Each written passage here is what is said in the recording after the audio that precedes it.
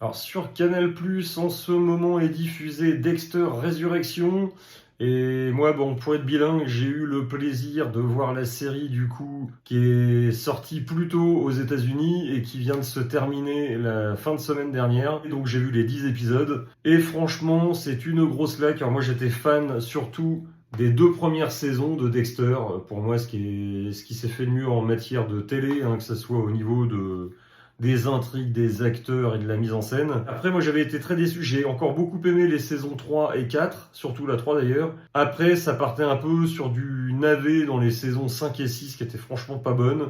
La septième relevait un petit peu le niveau et la huitième finissait d'enfoncer le clou pour moi, hein. C'était vraiment une catastrophe.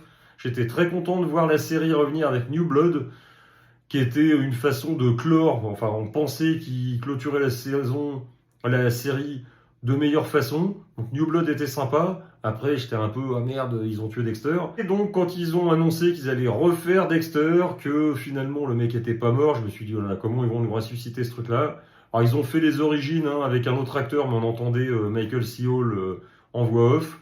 La série avait pas grand intérêt, mais ça se laissait suivre sympathiquement. Mais par contre, Dexter Résurrection qui se passe maintenant à New York au lieu d'être sur Miami, où on retrouve également encore une fois le fils de Dexter.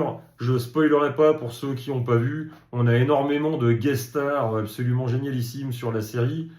C'est très bien foutu, même si visuellement je préférais un petit peu le côté setting sur Miami, mais franchement, c'est encore une fois très bien réalisé, c'est super bien joué, le plaisir de retrouver Michael C. Hall.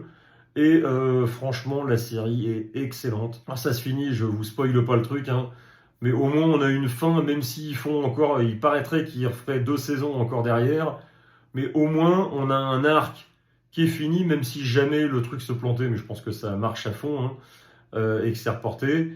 On a une petite fin, comme on avait d'ailleurs sur les saisons 1, 2, 3 et compagnie, hein, c'était à part la 4 où il tuait Rita et on était avec un cliffhanger, mais généralement les séries se finissaient. Là, on a encore ces trucs-là, et franchement, la série est excellente. Donc, si vous l'avez pas commencé, jetez-vous dessus. C'est sur Canal+, je crois. Et si vous êtes dedans, bah, continuez, parce que franchement, à partir de l'épisode 4, ça devient génialissime. Les 3 premiers sont très sympas. Le 4 met vraiment un niveau au-dessus, et qui ne perd jamais en intensité.